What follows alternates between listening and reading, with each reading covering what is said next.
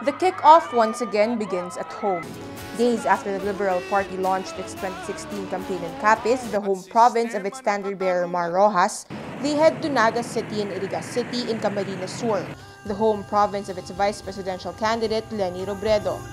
Robredo's husband, the late Interior Secretary Jesse Robredo, was also mayor of Naga for almost 2 decades. Ayun naman talaga ang nagpasikat sa Naga para naging very inclusive yung decision-making processes. Much like Rojas City, Naga and Iriga are curious choices to launch a hotly contested election. The two cities combined have less than 150,000 registered voters. In a vote-rich province dominated by political dynasties whose loyalties are not exactly with the ruling party. But Naga City is an emotional pick for the LP's vice presidential bet. Isang bagay na hindi ko man lang po pinanaginipan. Alam niyo po, araw-araw kinakausap ko yung asawa ko. Parati ko pong sinasabi sa kanya, dapat ikaw yung nasa lugar ko. Pero iba po yung balak ng ating poong may kapal. Wala na po yung asawa ko.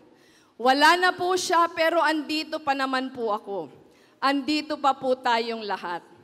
Kung ano man po yung mga trabahong hindi niya natapos, andito pa naman po ako para tapusin yon. Kung ano man po yung kanya mga panaginip para sa ating bansa, andito pa naman po tayo lahat para po maisakatuparan yung mga panaginip na yon. Almost 4 years after his death, Jesse's memory and legacy is one that the ruling party and his widow consistently evokes. From a low-key political wife and lawyer, the neophyte lawmaker is now thrust into the national spotlight, gunning for the second highest post in the country. In a national campaign that banks on the promise of continuing Aquino's Daang Matuwid, Robredo also vows to push for the dreams and ideals and principles of her late husband. But will this be enough to win her the vice presidency? Bea Cupin, Rappler, Naga City.